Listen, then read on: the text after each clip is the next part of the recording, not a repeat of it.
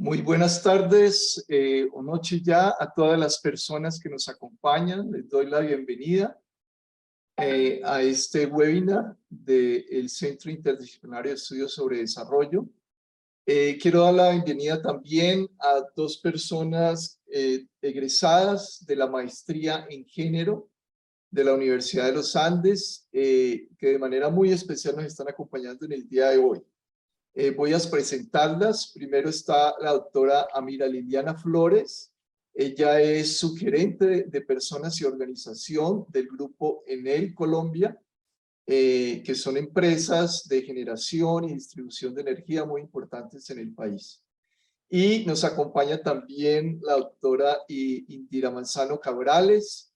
Ella es jefe de capacitación y formación de talento humano en el Banco de la República de Colombia, y bueno, ambas han hecho investigaciones en sus trabajos de tesis de la maestría sobre los programas de equidad de género en estas grandes organizaciones. Esta es una línea de trabajo, de investigación muy importante que se ha abierto en la academia recientemente, pero que ya en el mundo de las organizaciones se abrió por lo menos en la última década, desde 2010, por los esfuerzos de Naciones Unidas en el mundo, y en Colombia a partir del 2013, pero es especialmente en el último lustro en que se han vinculado muchas grandes organizaciones en Colombia, más de 100, en programas de diversidad y equidad de género, de inclusión laboral, etc. Entonces, estas experiencias van a ser muy importantes. Les doy la bienvenida y les agradezco enormemente el tiempo que nos dedican de compartir con un grupo que ya estamos aquí de cerca de 20 personas para compartir algunas ideas y estas experiencias que tanto Amira como Indira han investigado a partir también de su propia experiencia en las organizaciones. Entonces, sin más preámbulos, vamos a hacer algunas rondas de preguntas de conversación. Las preguntas, como les decía a ellas, es más una invitación a que conversemos en este tema. Y en unos 40 minutos abrimos la palabra a quienes nos acompañan, muchas de ellas que las reconozco, pues estudiantes también del CIDER o egresadas. Me alegro que estén con nosotros para conversar un poco más de esta agenda de equidad que tenemos en grandes organizaciones. Bueno, entonces quisiera comenzar con Amira preguntándole pues cómo fue el proceso de comenzar a hablar de género en una organización tan grande e importante como Enel. Y cuáles eran los problemas que comenzaron a enfrentar, que conocían en su momento, y cómo fueron descubriendo pues nuevas realidades desde una perspectiva de género y quizás desde otras perspectivas que también contribuyeron a generar cambios en las organizaciones. Entonces tiene la palabra a Amira, y luego de tu intervención le cedo la palabra a Indira. Dale, Amira. Vale, Javier, muchas gracias. Muchas gracias además por la invitación.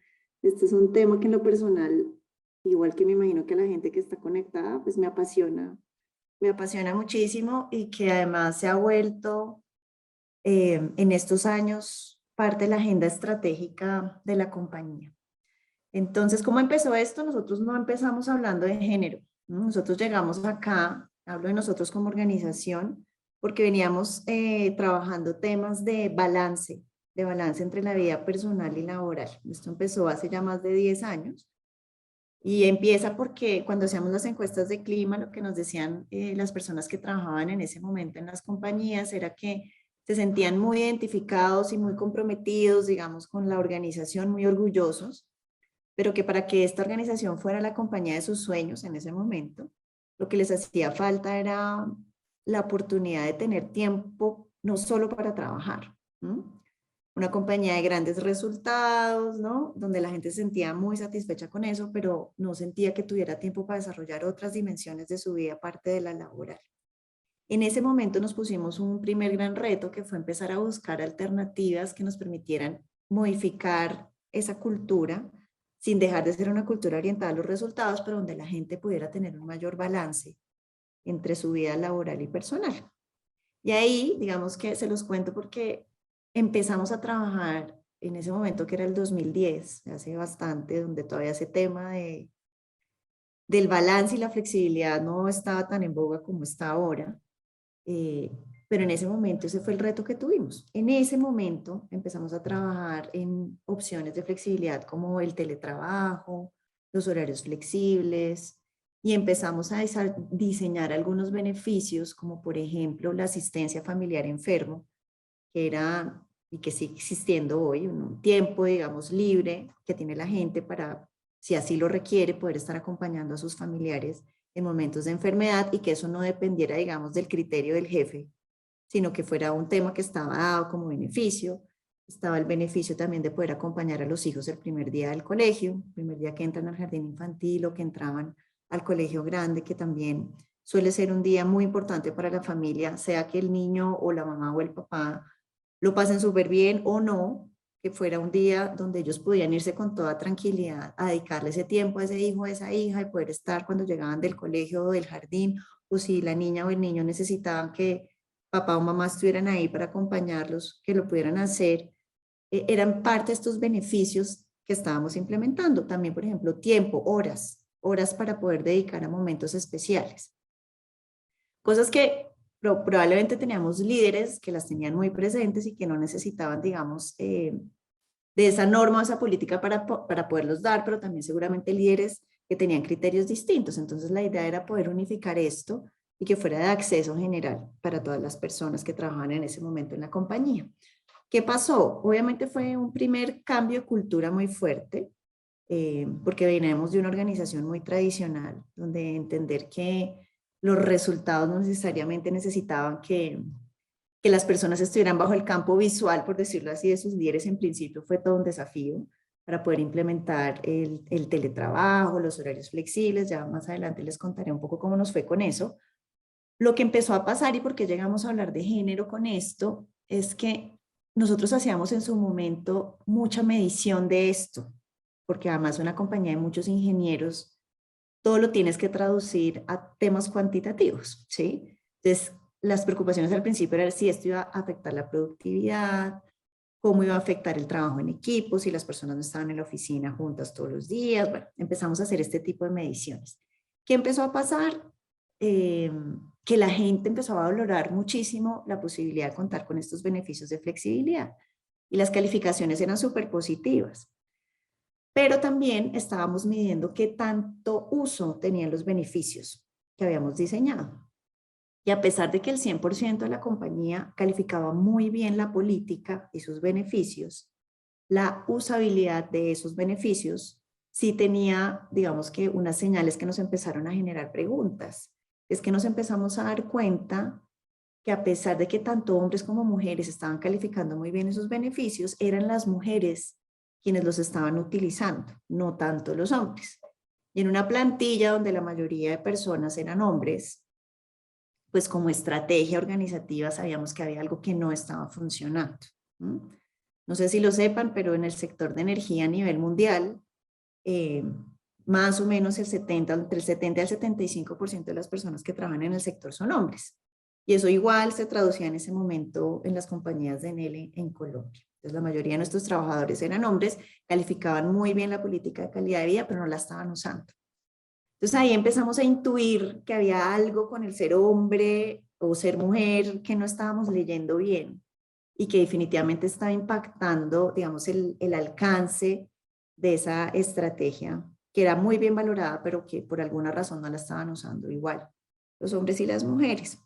En ese momento tuvimos la suerte de lo que tú mencionabas ahora hace un rato, Javier, que en el 2013 nos invita el Ministerio del Trabajo y el PNUD a ser parte del piloto del sello Equipares, que era este sello que se está implementando en ese momento, que busca promover, digamos, que los procesos, los procedimientos de las compañías estén promoviendo ese cierre de brechas de género. En ese momento nosotros como organización no estábamos viendo eso como una prioridad o una necesidad, ¿sí? Simplemente nuestro objetivo en ese momento era el tema del equilibrio y el balance. Entendíamos que había algo con género que no sabíamos cómo leer ni cómo atacar. Nos llega esta invitación y nos pareció como una forma interesante poder potencializar esa estrategia de balance. Y por eso entramos en el tema de género. Yo les cuento que la primera vez que además hablamos de este tema en el comité directivo y les dijimos, oiga, nos están invitando a ser parte de este piloto, en el comité directivo de ENEL nos dijeron, pero ¿para qué vamos a entrar en eso? Es que alguien se ha quejado por discriminación de género, alguna mujer ha dicho que no está a gusto, ¿no? Como, ¿para qué vamos a entrar en esto? Y esto se los cuento porque además en ese momento el porcentaje de plantilla de hombres era más del 70% en la compañía, pero ni siquiera esos datos tan evidentes los veíamos como un tema que nos preocupara, como que pues normal que eso nos pase porque estamos en el sector de energía, las mujeres que se gradúan de ingeniería eléctrica, pues comparadas con el volumen de hombres, pues es muy bajo, pues normal que tengamos solo hombres.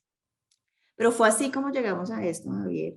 Y oh, sorpresa, porque entramos en este piloto y muy interesante que además cuando hay mediciones, ¿no? Y en un sector tan matemático como este, miras indicadores, pues es súper revelador y eso fue lo que nos pasó. Entramos como con este otro objetivo y lo que se nos abrió fue un mundo, el mundo del género que nos cambió absolutamente la perspectiva, tanto de la estrategia de equilibrio y balance como la estrategia de la selección de personal, de la compensación, de la formación, de cómo estábamos abordando los temas de acoso laboral y sexual al interior de la compañía, hasta cómo nos estábamos comunicando, porque al final lo que hicimos con esta primera medición fue dar una vuelta, digamos que por todos los procesos de gestión humana, y no solo de gestión humana, sino otros temas que tenían que ver con el negocio y darnos cuenta que sí había muchas cosas que podíamos empezar a ser distintas,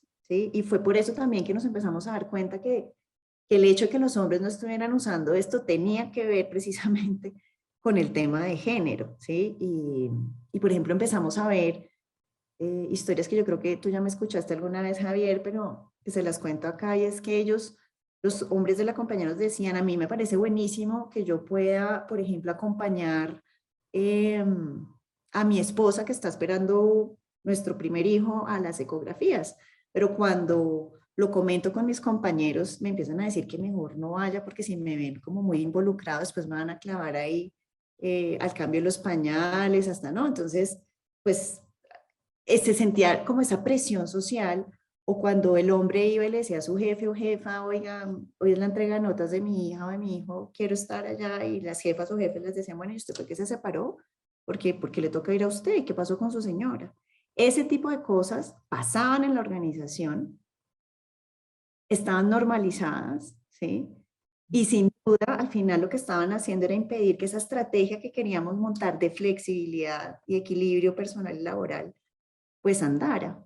Pero cuando nos pusimos las gafas de género nos dimos cuenta que eso iba mucho más allá, y que definitivamente como organización teníamos una gran oportunidad de empezar a repensar muchas cosas, muchos de los mensajes, y así empieza este camino, Javier, que ya pues empezó en el 2013, finalmente nos certificamos en el 2015 en el sello plata, luego ya en el sello oro, y hemos seguido como avanzando más allá de la certificación. Esto se ha vuelto un reto de transformación cultural pues enorme, muy al principio en temas de foco de género muy fuerte.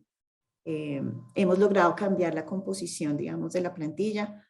Todavía nos falta un montón. Hoy tenemos el 35% de la plantilla son mujeres, que eso en este sector es muy atípico. Nos ha costado muchísimo. Y sobre todo, digamos, generar una estrategia donde los hombres también se sientan incluidos. Porque en este sector donde la mayoría siguen siendo hombres, pues es muy importante que también ellos sientan que esto no solamente es un push, digamos que para cerrar la brecha que ha habido históricamente con las mujeres, sino que ellos también se sientan parte y arte, no solo de impulsarla, sino también de recibir beneficios de ella. Eso Sí, muy bien. Muchas gracias por esta primera intervención. Yo creo que bueno, vamos a tener mucho de qué hablar, sale toda la cultura masculina en organizaciones de este sector y bueno, podremos profundizar más adelante en esto. Pero le quiero entonces ceder la palabra a Indira que nos cuente pues también estos antecedentes en el banco y cuál ha sido la experiencia específica. Bueno, muchas gracias. Pues el camino en el banco fue un poco distinto. Porque pues por primera vez tenemos una gerente ejecutiva mujer y desde el nombramiento de ella se dio esta iniciativa de equidad de género y empezó desde muy arriba, porque empezó desde la gerencia general y desde la gerencia ejecutiva. Y eso para nosotros, pues como parte del equipo de diversidad e inclusión del banco y como líderes de los proyectos asociados al tema, pues nos ayudó un montón, porque pues ayudó a jalonar la intención organizacional hacia los temas de equidad, también porque a nivel de la banca central el tema también está muy avanzado, entonces como que éramos los quedados de la banca central y eso generó un malestar grandísimo en la alta dirección del banco, porque como así que no nos habíamos dado cuenta que estábamos atrasados o que no teníamos un proyecto asociado a eso. Entonces, pues fue para nuestra fortuna un impulso importante. Lo que no sabíamos era cómo comenzar, porque pues la banca, por ejemplo, en Europa tiene un tipo de certificaciones distinta, tiene unos enfoques diferentes, no teníamos como una línea de partida clara, entonces lo que hicimos fue empezar a buscar en la banca central con Uruguay, con México, con Canadá, empezar a ver cuál era el enfoque desde la banca central de estos temas y en el camino nos enteramos de todo el tema de equipares y por allí dijimos, bueno, este puede ser un primer peldaño para comenzar a trabajar en el tema. Puede ser un muy buen comienzo para que como organización empezamos a vender el tema detrás de porque como decía Mira, también en el banco hay mucha gente muy técnica, hay investigadores además en el tema económico y en otros temas sociales relacionados con la economía del país. Entonces, si uno llegaba hasta esa instancia, teníamos que tener como evidencias del por qué era relevante, el por qué era importante, el por qué era importante para el banco, para la gente del banco. Entonces, pues sí nos ocupó bastante tiempo el tener que generar datos, estadísticas, estudios internos del banco con respecto a eso. Unas investigadoras de la gerencia técnica, de estudios económicos de la gerencia técnica, comenzaron a ayudarnos a hacer como estudios de la planta del banco, de los salarios del banco, y comenzamos a entender como esa trayectoria y como decía Mira, también es un sector, el sector financiero es un sector muy masculino. Entonces, la planta del banco está compuesta 60% hombres, 40% mujeres. Hay áreas muy masculinizadas porque nos pasa lo mismo que a Mira, o sea, el mercado laboral no da la opción de tener mujeres. Por ejemplo, en la parte de la gerencia técnica, con todos los temas de economía y estos temas, es difícil el encontrar economistas mujeres. Ahora hay cada vez más, pero hace unos años era impensable el tema. Lo mismo en el área de informática, que fue una de las que trabajé con mi proyecto de grado, es una área muy masculinizada. Las áreas productivas, el banco tiene la fábrica de la moneda y la fábrica de la imprenta de billetes y pues los auxiliares de herramientas, las personas que manejan pesos o cargas, la gente que trabaja con moneda, contando moneda y billete, que manejan máquinas, el mercado las da es hombres, entonces el empezar a repensar el cómo íbamos a intervenir eso representa hoy un reto importante porque casi que nos toca generar desde antes de que entren al banco una estrategia de vinculación que permita promover que más mujeres se vinculen en estos temas, pero ya empezamos con todo el tema de equipares, se generó el proyecto como tal formal en el banco y la sponsor del proyecto es la gerente ejecutiva, eso nos ayudó un montón y nos sigue ayudando un montón porque ella lidera ese comité de diversidad e inclusión y le damos el reporte a ella periódicamente. Y eso pues nos ha jalonado bastante. Todavía hay personas en la alta dirección que son incrédulas, que les parece que el tener acciones positivas a favor del liderazgo femenino es hacer demasiados favores y que deberíamos dejar que el mercado en su naturaleza tome su rumbo, porque eso no es necesario. Todavía tenemos eso en el camino, pero yo pienso que con todo y eso es más grande el impulso hacia los temas de equidad, y pues el sello plata nos dio un impulso importante. Ahora estamos trabajando para tener en diciembre de este año sello oro, y tenemos otras iniciativas que no tienen que ver con género, que también nos han llevado a trabajar de los temas de diversidad e inclusión de manera formal en la organización, y eso también ha enriquecido el tema para que no sea solo género y la gente vea también otras opciones que nos hacen diversos, nos hacen tolerantes, nos hacen un mejor lugar para trabajar, que nos hacen como el aceptarnos en nuestra diversidad. Por ejemplo, estamos trabajando un proyecto muy interesante de interculturalidad regional. Como el banco está en todo Colombia, tenemos un tema de interculturalidad, de etnia y de cultura grandísimo que estamos queriendo resaltar, y pues ya nos ha dado como la puerta para meternos en otros temas. Sin embargo, pues todavía yo pienso que el camino es largo y no estamos del otro lado. Nos ha ayudado un montón el sello Equipares, pero pienso que es como los primeros peldaños para que, como decía Mira, el cambio sea más profundo y sea más cultural, y se meta más en el día a día de las personas estos temas de equidad.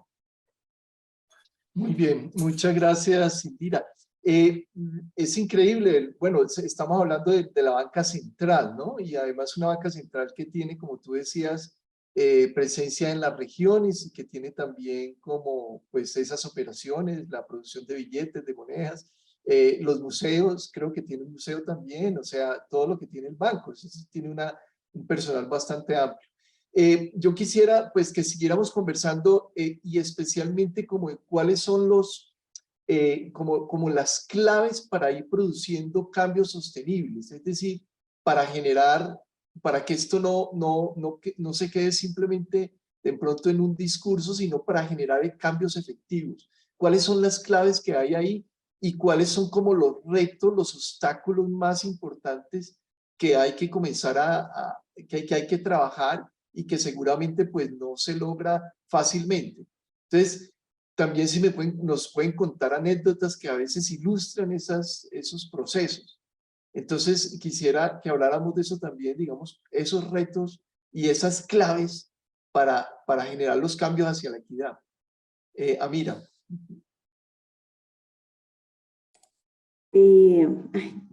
Esa sí siempre es una gran pregunta.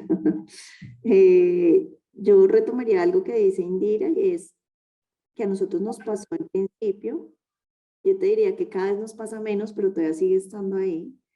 Y es siempre la duda de qué tan meritocrático resulta empezar a hacer este impulso, ¿no?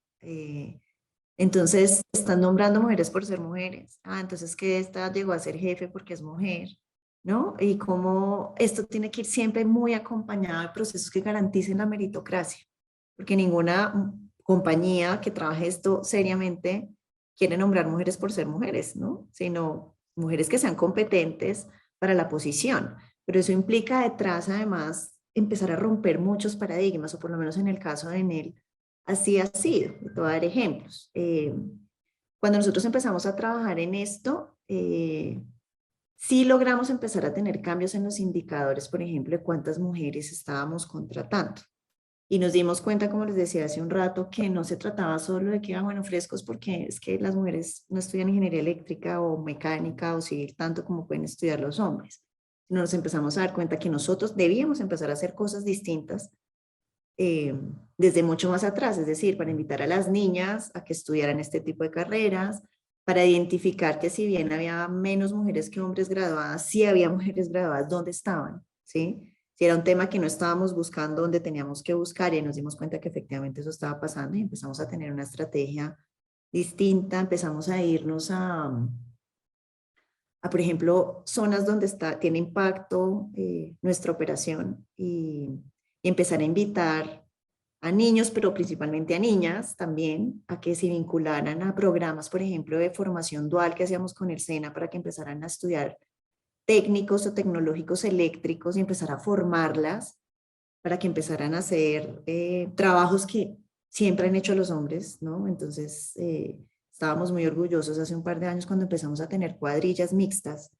A veces eso no se nota porque obviamente la dotación de seguridad hace que tú no veas si son hombres o mujeres, pero lo cierto es que hoy hay muchísimas mujeres que son las que nos ayudan a reparar las redes eléctricas, pero eso era impensable hace 10 años, ¿no? Porque ese trabajo de calle, eso es trabajo de hombres, trabajo de riesgo de altura, eso es trabajo de hombres, empezar a identificar todos estos sesgos, fue todo un tema.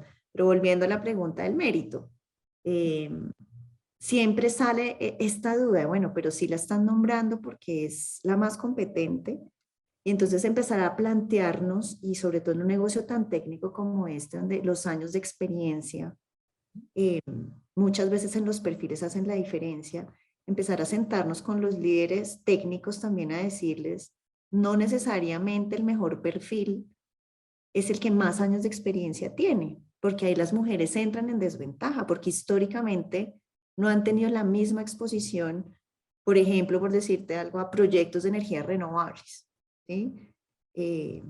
Entonces, seguramente tenemos que plantearnos si el mejor perfil necesariamente es el que más experiencia tiene, ¿sí? Y estas conversaciones con los líderes son complejas, porque es una invitación a que, claro, tú además cuando manejas proyectos, tienes las limitaciones de tiempo y una presión por el resultado fuerte, pues quieres tener a la persona que simplemente se sienta el primer día y ya sabe hacerlo todo, ¿no? Y no tener muchas veces este esfuerzo adicional como líder de acompañar y desarrollar, Pero ¿cierto? además, Entonces, perdona, Amira, que te interrumpa, además recuerdo el caso por ejemplo, para los procesos de promoción, que generalmente determinados cargos requieren tener el requisito de pasar por experiencias de trabajo en planta.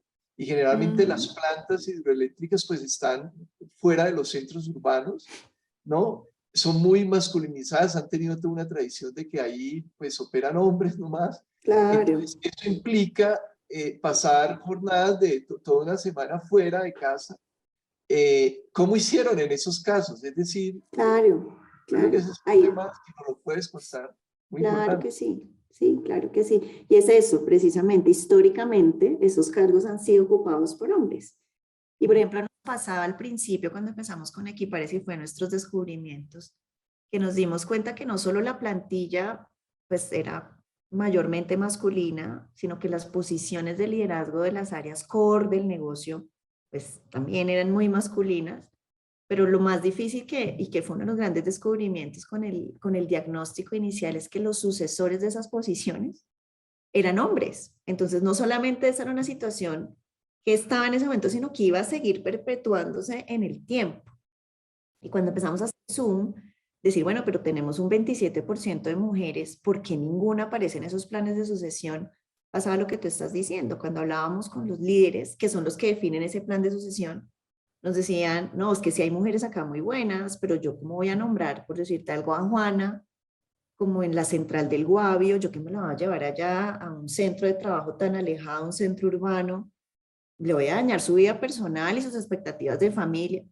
Y nosotros empezamos a preguntar, pero usted le ha preguntado a Juana si esa es la prioridad de ella, ¿sí? Usted tiene claro que ella está, su sueño de su vida es generar una familia ahora o su sueño será ser la líder de la central. Ni siquiera les habían preguntado.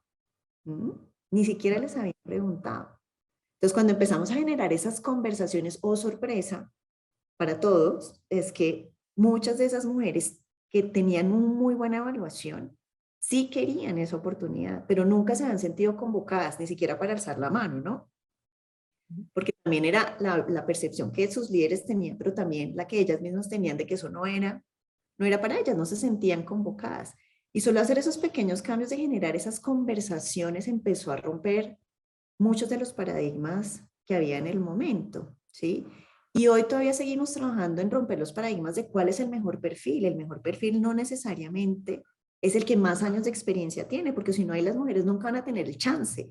Tenemos que darles la experiencia, la oportunidad Y probablemente como cualquier proceso de desarrollo sucede, sea hombre o mujer, muchas veces tú no necesariamente contratas a la persona que más años de experiencia tiene, puede tener menos, pero un mayor potencial de desarrollo y en menos tiempo puede llegar a ser inclusive mejor que ese que más años de experiencia ya tiene hoy. Pero eso implica romper ciertos paradigmas. Entonces, estas conversaciones no siempre son fáciles, no siempre son fáciles. Y en nuestro caso hemos tenido que durante estos años generar, digamos, estrategias para que la transparencia de nuestros procesos de toma de decisión, cuando contratamos, cuando promovemos a alguien, sean muy claras, ¿sí? Y de acceso general, para que la gente sepa y tenga la tranquilidad de que sea hombre o mujer, quien llega a la organización o quien se gana ese concurso, es competente para hacerlo. Y obviamente está alineado con los objetivos que tenemos estratégicos que tienen que ver también con la equidad de género y con tener equipos cada vez más diversos que ya sabemos pues que son más potentes. Indira, dinos tú ampliar la experiencia del banco, sí. De acuerdo con lo que dice Amira, o sea, nosotros en el camino nos comenzamos a dar cuenta que más allá de la norma, un poco, ese fue mi reto justo con mi trabajo de la maestría, como más allá de la norma y más allá de lo formal, existe un mundo simbólico que nos lleva a seguirnos comportando de acuerdo con los roles o los roles tradicionales de género. Entonces comenzamos a darnos cuenta que no bastaba con tener una norma y con cumplirla y con tener unos sellos y con trabajar durísimo para obtener esos reconocimientos, si en la mentalidad o en el ADN de cada ser humano seguía pesando ese tema de los estereotipos de género tanto. Entonces, un poco mi iniciativa de mi trabajo de la maestría sobre sesgos de género y experiencia de bienestar laboral fue un poco demostrar eso, cómo ese mundo simbólico pesa a la hora de establecer oportunidades laborales de participación, de toma de decisiones, de liderazgo, y demostrar que no solamente pesa lo formal, porque si miramos los procedimientos, hay oportunidad para todo el mundo. Si miramos las oportunidades, por ejemplo, de concursos internos, son abiertas para todos, con condiciones que todo el mundo conoce, se hacen a través de la intranet, se hacen unos conversatorios sobre cuáles son las actividades de esa posición, qué es lo que espera el jefe, o sea, es súper amplia la información para que todos y todas participen, pero a la hora de la selección se da uno cuenta que queda, si es un cargo de hombres, se perpetúa en hombres, si es un cargo de mujeres, se perpetúa en las mujeres, y como que no hay oportunidad de cambiar como ese statu quo mental con respecto a los estereotipos de género. Entonces, un poco pues esa fue como la iniciativa con mi trabajo y en lo que hemos venido trabajando en el último año, y es en cómo empezamos a repensar o a reflexionar o a generar conciencia sobre los sesgos de género, y cómo a través de distintas estrategias de formación, de capacitación, desde la inducción, en mucho trabajo con los líderes que son los que hacen las entrevistas en las oportunidades de ascenso, cómo empezamos a desmontar esos sesgos de género para dar cabida a un tipo de pensamiento distinto, que no te permita tener una justificación válida para el no vincular o no ascender a la mujer o no darle la oportunidad, como decía Mira, porque no tiene la experiencia. Siempre hay una justificación, en el banco hay todas las que quieras, o sea, que no pueden alzar peso o que la cantidad de peso es distinto. No, se pueden hacer paquetes de monedas y de billetes más pequeños, no hay problema. No, pero es que los viajes, pero es que las distancias, pero es que, o sea, hay mil peros. Y hemos venido trabajando en ese tema de los sesgos y en ese tema de los estereotipos para empezar a desmontar esas ideas preconcebidas que hacen que ese gerente, que ese jefe o que ese líder a la hora, en su día a día, todo el tiempo incorpore sin pensarlo, porque pues nadie se levanta pensando, bueno, ¿cómo voy a hacer para que la división o para que haya poca equidad de género? Pues no, nadie se levanta pensando en eso. Todo el mundo se cree muy incluyente, además, no, yo sí lo hago, yo, cuando tú conversas con cualquier líder, no, claro, yo entrevisto a quien me diga, no, claro, yo doy la oportunidad, pero mira que en la realidad sigue habiendo inequidad, y estos temas de sesgo se vuelven muy importantes de trabajar para que ese cambio cultural se dé genuinamente y no sea un tema simplemente así, entrevisté 2 hombres y 2 mujeres, pero es que el mejor siguió siendo el hombre por el criterio de experiencia o por el criterio de que sea, ¿sí? O sea, como que en la práctica hace falta algo más allá que lo formal, hace falta algo más allá que lo normativo, y es algo que permita que desde adentro, desde ese raciocinio, entendamos que están mandados a recoger los roles esas características de género asociadas a hombres y mujeres, y que más allá de eso, pues todo lo que tenemos, todo lo que traemos en el morral desde chiquitos, cuando nos criaron con unas características y con unas pautas que nos llevan a que eso es lo que recreamos hoy como adultos. Entonces, generacionalmente tenemos que empezar a generar un cambio, y ese cambio no se da solo en las organizaciones, se da desde la casa, se da desde la educación, se da desde muchos otros ámbitos, y por eso es importante trabajar el tema de sesgos, y hemos hecho, como decía Mira, contacto con las universidades, tenemos un programa de semillero con las universidades, entran los practicantes y ese semillero de mujeres que entraron son los primeros que tenemos en cuenta para puestos posteriores, y tratamos de promover mucho los temas de género y de equidad a través de eventos de capacitación, de cursos de formación, y de que el tema se vuelva un tema del día a día, en donde pues podamos mitigar esos sesgos y podamos migrar a unos estilos de pensamiento que nos permitan genuinamente ser más incluyentes más allá de la normatividad, que es un poco el reto que nos estamos planteando ahorita. Muy bien, excelente. Antes de darle la palabra a la audiencia que tenemos, quisiera hacer una última ronda corta sobre pues un poco de estos retos que están mencionando, es decir, Equipares pues y las consultoras que han venido apoyando estos procesos siempre dicen pues hay que convencer primero a la dirección, ¿no? Pero la dirección puede cambiar o con el tiempo se puede enfriar el tema, es decir, cómo mantener no solamente a la dirección comprometida, sino también cómo lograr esos procesos, digamos, de que esta carga no caiga solamente sobre el equipo que está trabajando la política de inclusión, sino que realmente pueda llegar a todos los espacios y lugares de la organización. E incluso también, pues, para algunas organizaciones va a ser importante incluso trabajar con la cadena de valor, con sus subcontratistas, hay algunas que están haciendo cosas de ese estilo, pero mi pregunta es cómo mantener, hacerlo sostenible, y cuáles son como esas barreras de largo plazo que resultan pues más difíciles, y bueno, y también que tiene que ver con la cultura y también con el papel de los hombres en las organizaciones. No sé si podemos hablar unos minutos más de esto antes ya son las 6:45, de darle la palabra al público. Entonces, Amira. Pues, Javi, yo creo que ahí, digamos que para que la estrategia sea sostenible hay que arrancar, sí, pues en nuestro caso, cada cultura y cada organización es distinta. En nuestro caso fue clave el compromiso de la alta dirección con esto en el arranque, ¿sí? Y en que esto fuera un tema que no era accesorio adicional, sino era un tema de estrategia que impactaba directamente el bienestar y el cuidado de las personas, su productividad, los impactos que la organización puede tener en lo social, en lo ambiental, en lo económico, ¿sí? Entender que esto no era un tema opcional, sino una cosa mandatoria para todos como organización.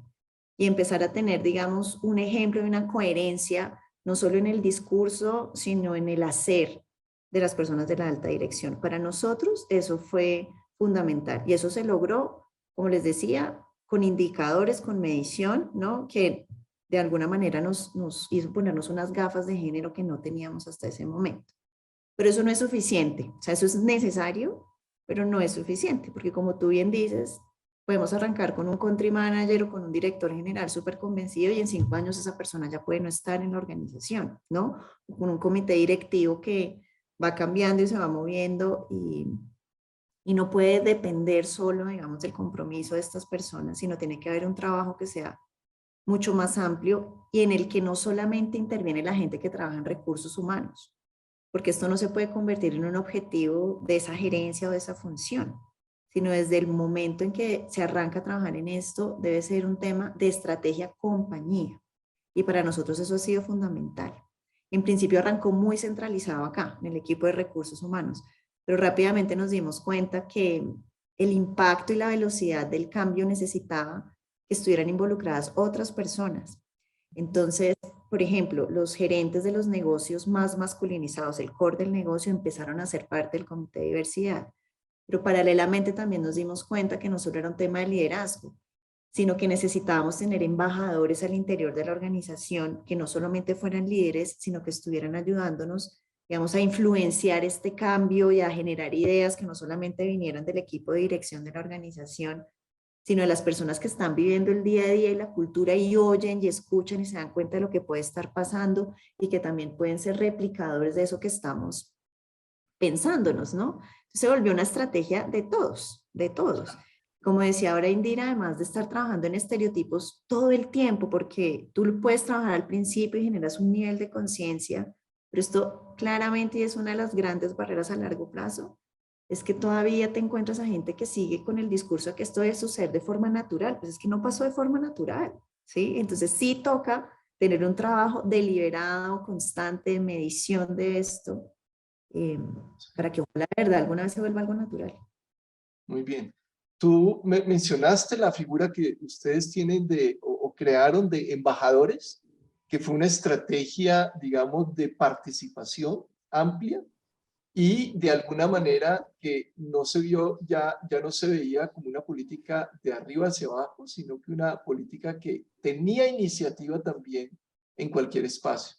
Me parece que eso es importante en estos procesos para poderlos afianzar. E Indira, si tú quieres ampliarnos algo sobre la experiencia del banco.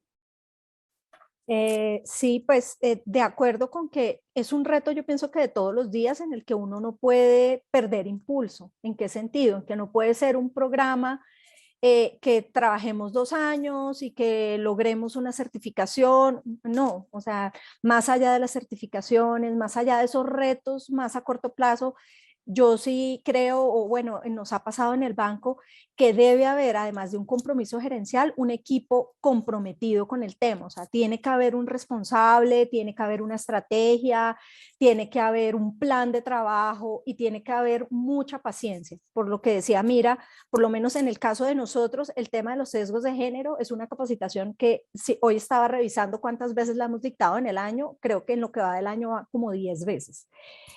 Tenemos diferentes firmas, o sea, dinamizar mucho los temas, metiéndoles no solamente capacitaciones, sino conversatorios, talleres, mandamos artículos, hacemos eventos en donde trabajamos los temas de equidad de género, tenemos invitados e invitadas, bueno, en fin, o sea, tratamos de mover muchísimo el tema desde diferentes estrategias, pero es algo que no puede ser un impulso inicial, sino que tiene que durar en el tiempo con unos responsables, con un equipo que se apersone y que sea el doliente de todas esas iniciativas.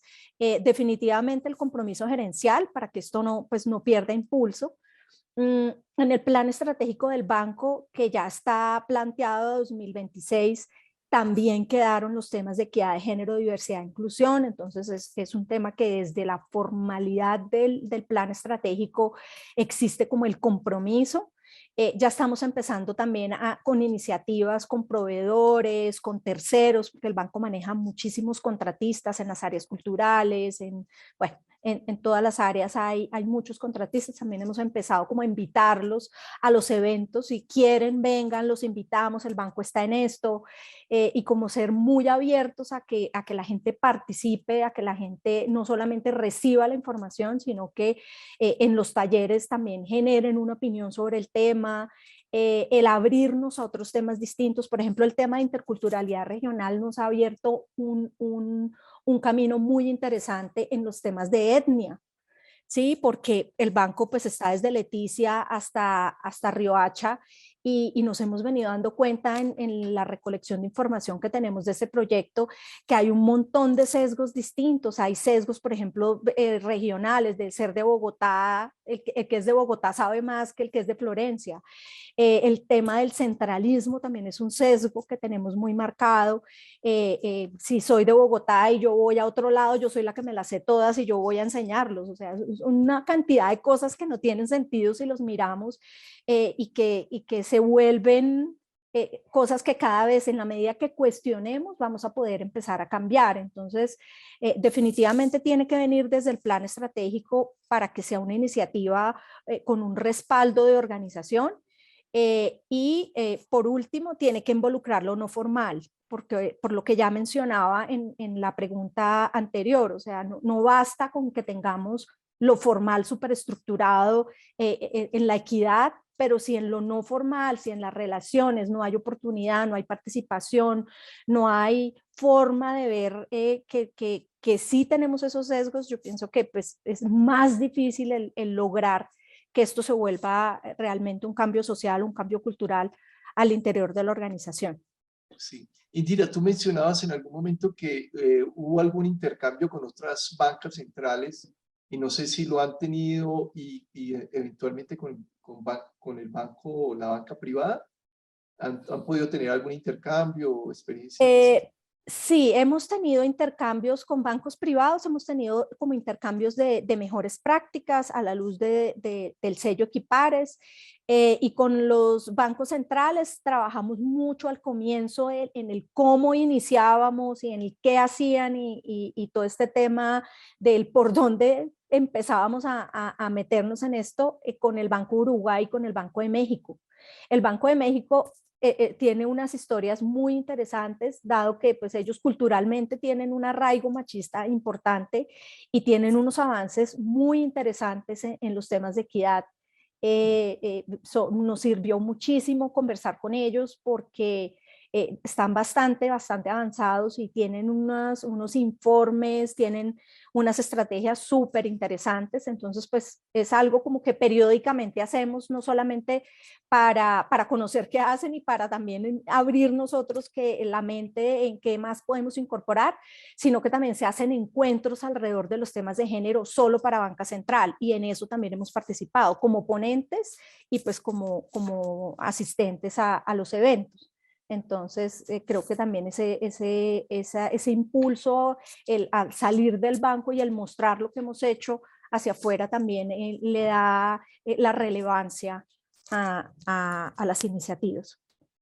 Muy bien, muchas gracias. Entonces, bueno, vamos a aprovechar los últimos minutos para una conversación con las personas que nos acompañan. Entonces, por favor, pueden levantar la mano, prender el micrófono y si les es posible prender la cámara para conocerles. Entonces, tienen la palabra quienes quieran hacer alguna pregunta.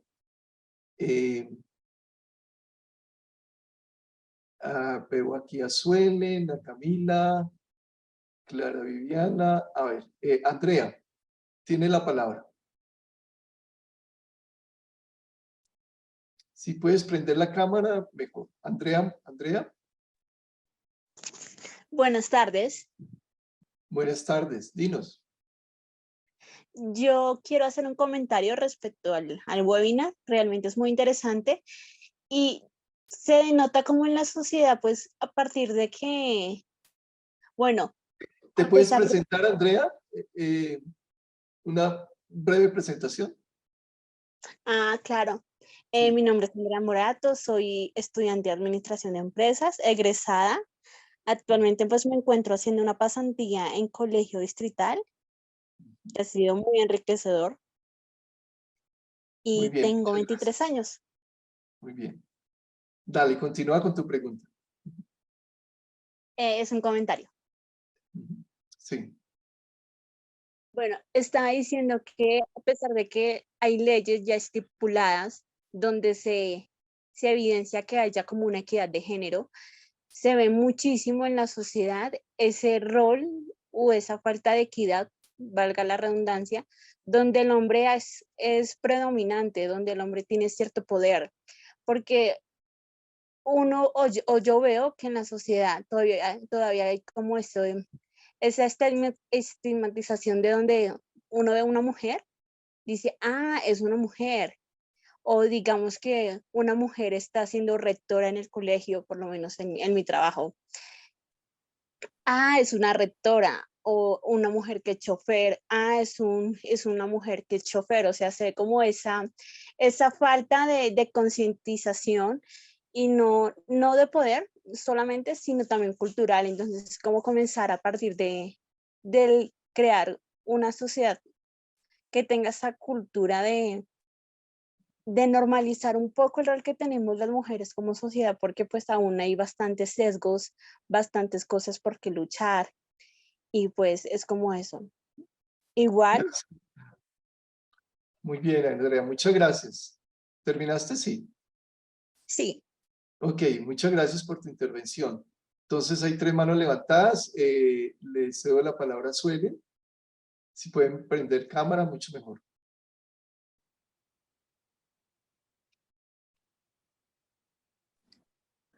¿Suele? Sí. Hola, no, perdón, es que no tenía acceso para encender mi cámara y el micrófono, entonces por eso me tardé un ratito. Bueno, buenas noches a todas, creo que la mayoría de las invitadas y de las participantes somos mujeres. Mi nombre es Suelen Castiblanco, yo soy egresada de la maestría y el doctorado en estudios interdisciplinarios en desarrollo. Y bueno, y soy profesora asociada en la Universidad de La Salle en los posgrados en desarrollo precisamente y también en temas relacionados con métodos cuantitativos aplicados a las ciencias sociales. Y justamente en esa línea va mi pregunta. Y pues antes de eso, ratificar lo que señalaba Andrea hace un momento. El espacio me parecía interesantísimo, de verdad que muchas veces desde la academia no estamos tan en contacto con las experiencias de las empresas y creo que varios de los elementos que ustedes señalaron se nos pasan desapercibidos en la academia. Por ejemplo, me llamó mucho la atención el tema de cómo los temas de género se conciben muy desde la perspectiva de recursos humanos, como si fuera solo un elemento de que más mujeres estén en ciertas posiciones y ya, eso es la equidad de género, que haya 50-50 en la participación de los trabajadores y con eso ya se logra, por así decirlo, ese compromiso. Pero ya entrando en materia, mi pregunta tiene que ver con algo que mencionaron las dos, y es la generación de mediciones y de indicadores y de estadísticas, uno, para convencer a las juntas directivas de la importancia del programa, pero dos, para evaluar los impactos de ese programa. Ustedes alcanzaron a mencionar algunos elementos, por ejemplo, la cantidad de permisos que disfruta la gente o de salidas o ese tipo de cosas, la cantidad de trabajadoras mujeres que han accedido a ciertas posiciones, pero me gustaría pedirles si nos pueden de pronto ampliar un poco más la información sobre qué tipo de cosas midieron antes de y qué tipo de cosas se están midiendo ahora, pues para validar y evaluar el éxito o no de los programas de equidad de género que están implementando. Muchas gracias. Muchas gracias a ti, Suelen. Entonces, por favor, tengamos la pregunta ahí en la agenda. Voy a dar la palabra a las otras 2 personas que le están pidiendo para luego cerrar con ustedes la intervención. Entonces, le doy la palabra a Mayra. Hola, buenas noches. Mayra García, estudiante de maestría en gerencia ambiental.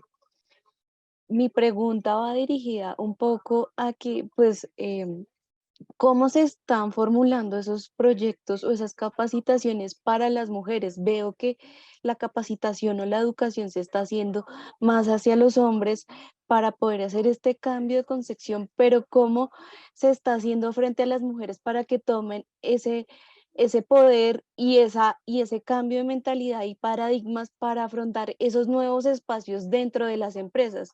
No quiere decir que sean gerentes o algo así, pero también cómo cambiar ese paradigma desde la parte de la mujer, como nosotras, porque el machismo de todas maneras y el patriarcado ha tenido una repercusión también en la mentalidad de las mujeres, en que o no puedo o no tengo este espacio dentro de la empresa, entonces por lo tanto no lo puedo exigir o no lo puedo solicitar. Entonces, quería como tener esa pregunta y cómo lo están manejando a través de las empresas. Muy bien. Muchas gracias, Mayra, por tu participación. Camila. Hola, buenas noches a todas. Mi nombre es Camila, soy egresada de los programas de Derecho y Ciencia Política. Bueno, mi pregunta es para, o sea, entiendo esto a través de las buenas prácticas de las empresas, pero quisiera saber, digamos, cómo esta aplicación de estos programas de enfoque de género podría funcionar también para instituciones del Estado cuando, por ejemplo, no se tiene en cuenta tanto, o cuando las instituciones del Estado no tienen los recursos o el tiempo para implementar este tipo de programas.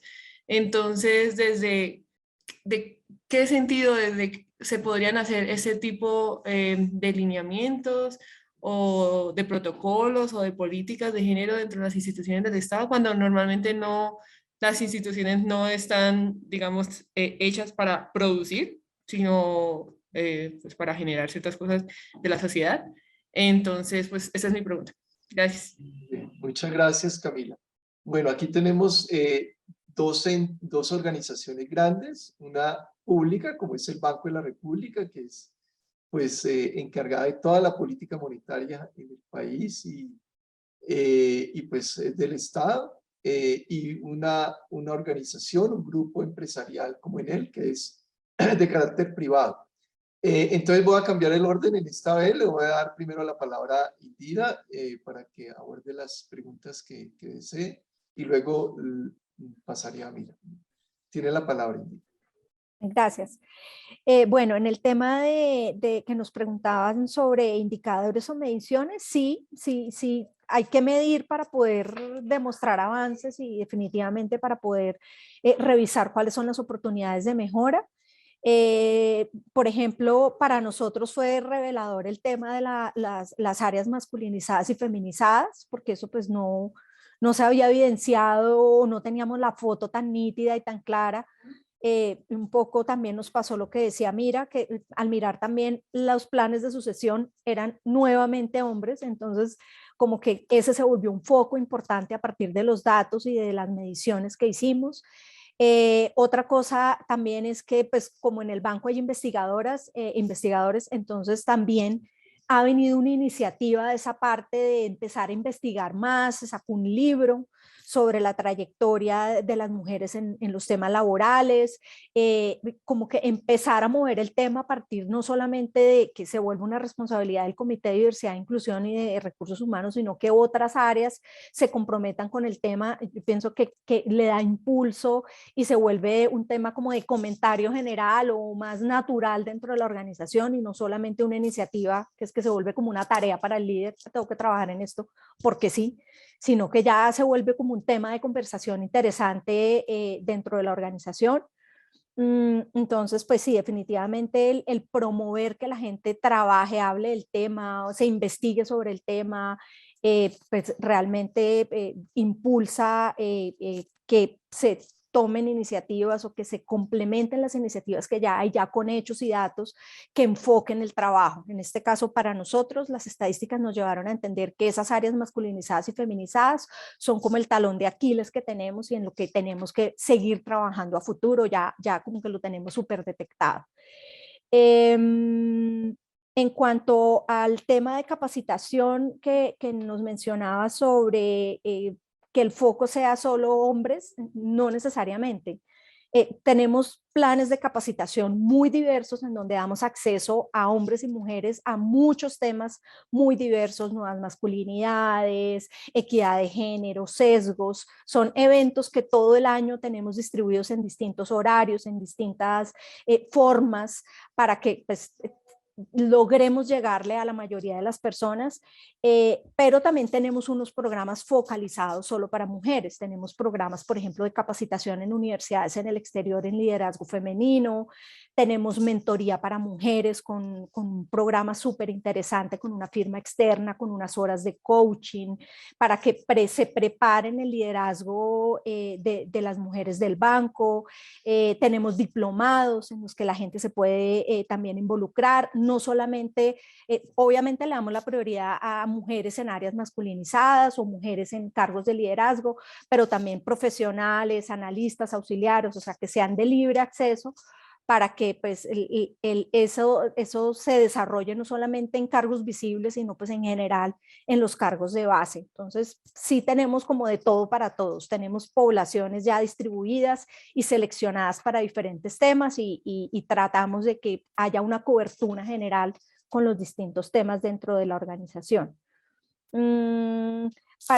Extrañamente, dentro de las anécdotas que tenemos, a veces nos pasa que, por ejemplo, en áreas muy masculinizadas, uno llega con un tema, por ejemplo, de nuevas masculinidades, y son las mujeres las que más cuestionan ese tema de las masculinidades. O sea, como que uno dice, en lugar de estar a favor, como que cuestionan mucho el tema del rol y el ceder ese poder sobre los hijos, por ejemplo. Se generan discusiones alrededor de eso y nos ha parecido curioso que las que lo cuestionen sean las mujeres y no los hombres. Los hombres a veces tienen como esa posición de apertura de, bueno, me puedo repensar y creo que puedo participar más, por ejemplo, en las labores de cuidado, y a veces son las mujeres las que ponen la barrera, porque ese es el territorio de ellas dentro de la casa. Entonces, esa es una anécdota interesante en los temas pues en los espacios de discusión que generamos en el día a día. ¿Cómo funciona en instituciones del Estado? Pues el banco es mixto, para algunas cosas es privado, para otras es público. Yo pienso que lo que tiene que haber es compromiso gerencial, y lo que tiene que haber es el querer llegar, el querer participar y el querer tener estos temas de equidad al interior de la organización, porque no se requiere pues de una inversión de miles de millones. Lo que se necesita es tener la intención para comenzar a trabajar los temas, sea a través de los sellos, sea a través de otras entidades que prestan asesoría, pero es el querer tener esa iniciativa desde la alta dirección o desde los cargos de liderazgo. Es muy importante tener ese apoyo para empezar a tener iniciativas que se puedan volver luego formales, oficiales dentro de la organización, pero no se necesita pues tener el presupuesto más grande de Colombia para llegar a hacerlo. Pienso que no es un tema de presupuesto, así como no es un tema solo de normatividad, es un tema de cultura y del querer fomentar un relacionamiento distinto y de querer frenar con la naturalización de algunas cosas relacionadas con género, que pues si no las paramos desde la organización y si no trabajamos desde ese entorno en el que nosotros tenemos impacto, pues es muy difícil que salga de allí. Entonces es el querer tener esa voluntad lo que lleva a fortalecer este tipo de iniciativas.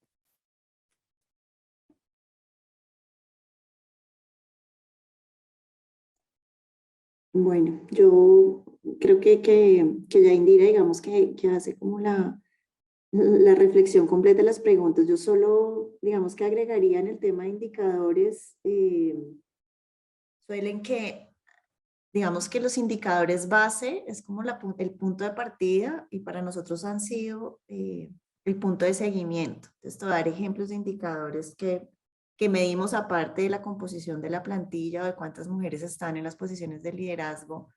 Medimos, por ejemplo, trimestralmente cuántas mujeres se están presentando a las convocatorias internas. Del número de mujeres que se presentaron, cuántas finalmente se ganaron los concursos, cuántas mujeres están accediendo a las formaciones técnicas, porque cuando empezamos a medir esto al principio nos dimos cuenta que eran principalmente los hombres quienes accedían a esas formaciones. Medimos trimestralmente cómo está nuestra brecha salarial, ¿sí? Para controlar un poco que no vayamos a tener ahí sesgos de género entre hombres y mujeres que tengan un desempeño similar y cargos similares. Estamos midiendo, por supuesto, cuántas mujeres están llegando a nuestras convocatorias externas, cuántas se presentan y finalmente cuántas llegan. Y un poco con esta mirada de que, claro, puede ser que el equipo de selección de recursos humanos haya logrado, digamos, implementar las estrategias que cada vez disminuyan esos sesgos de género en el proceso, pero al final son los líderes quienes toman la decisión final. Entonces, ver estas proporciones nos ha ayudado a tomar acciones. Al principio, estas mediciones las hacíamos a nivel compañía. Luego nos dimos cuenta que ahí, digamos que perdíamos la mirada de lo que estaba pasando en ciertas áreas específicas, donde necesitábamos hacer impulsos y estrategias distintas, porque en estos años también nos hemos dado cuenta de eso. No es lo mismo la estrategia en un área staff, como comunicaciones o recursos humanos, que en un área técnica. Entonces los indicadores con el tiempo pueden ser los mismos, pero ahora hacemos un zoom que nos permite ver cómo se está moviendo esto, por ejemplo, en las áreas más técnicas versus las áreas más administrativas. Y tenemos un comité de diversidad donde está el country manager cada 3 meses haciendo seguimiento a esto con sus gerentes, ¿sí? Entonces, si bien las ideas pueden salir no solo del comité de dirección, sino de toda la organización, como ya lo hablamos, a la hora de rendir cuentas, sí están los líderes grandes de los equipos viendo estos indicadores, cómo se están moviendo, y eso nos ha permitido, digamos, que darnos cuenta que no siempre en esto la estrategia transversal es la que funciona. Seguramente sí, por ejemplo, en temas como los talleres para identificar estereotipos de género, pero sí en áreas técnicas hemos empezado a trabajar de forma mucho más particular ciertos temas gracias a que empezamos a medir, digamos, de forma individual esto. ¿Cómo lograr formar a las mujeres? Me sumo a lo que estaba diciendo Indira, esto va para todos. Les contaría que en particular nosotros, una vez, por ejemplo, identificamos el grupo de sucesoras de las posiciones de liderazgo, lo que hemos empezado a hacer, por ejemplo, con ellas es que ellas empiezan a entrar a un programa de desarrollo y de formación distinto. Porque como han tenido históricamente menos exposición, por ejemplo, al liderazgo de proyectos o a cargos más técnicos, empiezan a tener esa oportunidad. Entonces tenemos un programa, por ejemplo, donde tienen mentores técnicos, donde hacen estancias en áreas técnicas, de manera que de alguna forma puedan exponerse a esto y que cuando salgan las oportunidades de participar en concursos internos, estén más fogueadas y más preparadas para competir en franca lid con sus colegas hombres que históricamente han tenido más esa oportunidad, ¿sí? Tienen mentorías también con hombres y mujeres líderes en áreas técnicas que las van formando y acompañando. No porque, digamos, eso les garantice que la vacante va a ser de ellas, sino porque van a tener mayores posibilidades de que a la hora de competir puedan salir adelante y ganarse, digamos, en franca lid esas vacantes. Programas de liderazgo femenino súper importante, y romper sus propios estereotipos, ¿no? Que los tenemos, y sus sesgos, hombres y mujeres. Y con la última pregunta, que me parece muy interesante, porque no solo para compañías estatales, sino a veces las pymes dicen, no, pero yo cómo me voy a meter y con qué recursos me voy a meter en un tema como Equipares, que detrás tiene de verdad una inversión en recursos importante. ¿Cómo lo puedo hacer? Pues existen muchas mediciones. Yo les diría que lo primero es medirse, es saber, ¿sí? Con hechos y datos, indicadores de cómo está la organización, y para eso hay herramientas como la AEQuales o los webs de ONU Mujeres, que son herramientas gratuitas, que sí le permiten a uno como organización tener una foto general, ¿sí? Y con esa foto general empezar a definir cuál va a ser la prioridad y dónde está ese pilar que probablemente va a ayudar a mover los otros. Y hay muchas acciones que no requieren una inversión monetaria, ¿sí? Por ejemplo, para nosotros, les cuento solo un ejemplo, hacer conciencia de cómo en nuestras entrevistas y nuestro proceso de selección, el tema de las familias, de la carga del cuidado, estaba impidiendo que muchas mujeres llegaran al final de los procesos de selección. Nos llevó a diseñar, por eso lo hicimos nosotros internamente, digamos, una guía de entrevistas sin sesgos de género, que básicamente lo que tiene es la invitación a los entrevistadores del proceso de que no le hagan preguntas a las mujeres que nunca le harían a los hombres. Es eso, entonces decirles, usted a un hombre nunca le pregunta si quiere tener hijos o embarazarse pronto, usted a un hombre no le pregunta cómo está manejando el equilibrio de su vida personal para poder estar disponible para los viajes del trabajo, ¿sí? Ese tipo de cosas que son súper de sentido común, que a veces y la mayoría de las veces no lo usamos en estos casos. Entonces simplemente lo escribimos, nos sentamos con los líderes y les dijimos por qué era importante que esas preguntas se eliminaran del proceso de selección, y decidimos en un momento como organización que nada de la vida personal y familiar de las personas que estábamos entrevistando nos interesaban durante el proceso de selección. Nos interesan una vez la persona se contrate, o sea, una vez a ti te llaman y te dicen tú eres la persona contratada o elegida, ahí sí nos interesa saber de tu familia, porque hay una serie de beneficios que impactan al trabajador o trabajadora y su familia. Pero ese tipo de decisiones que hicieron cambios enormes no tienen ningún costo, ¿sí? Entonces creo que sí hay muchas cosas que tienen que ver es con esa decisión y esa identificación de dónde está ese pilar grande cultural que hay que empezar a mover, y hay muchas cosas que internamente sí se pueden empezar a hacer. Y hay formas de medir que no cuestan, como las herramientas que les digo, seguramente. La OIT creo que también tiene una herramienta muy interesante. Creo que sí hay caminos donde uno puede empezar a mirar cosas sin costo, que pueden ser un primer paso para empezar a hacer ese trabajo. Eso, Javier. Estás en mute.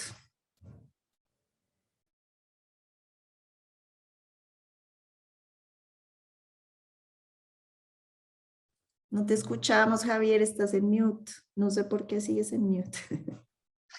Disculpen. Muchas gracias de nuevo a Indira y a Mira.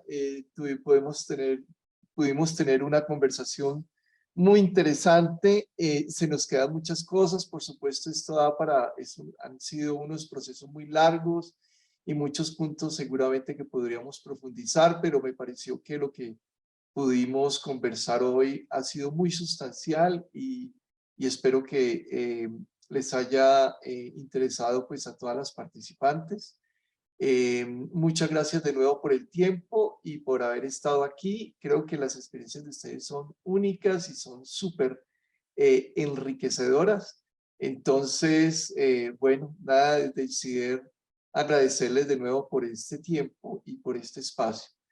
Con esto pues quiero cerrar y seguirlas invitando a estas conversaciones sobre género aquí en el CIDER y en la Universidad de los Andes. Muchas gracias de nuevo, Indira, y muchas gracias a Mira y a todas ustedes por participar en este webinar. Que tengan muy buena noche después de un Muchas largo gracias día a de trabajo. ustedes. Muchas gracias a todos y a todas por la participación y a ti, Javier, por la invitación. Un placer para mí. Igualmente. Me sumo, un abrazo. Buenas noches. Buenas noches, que estén bien. Un abrazo para todos.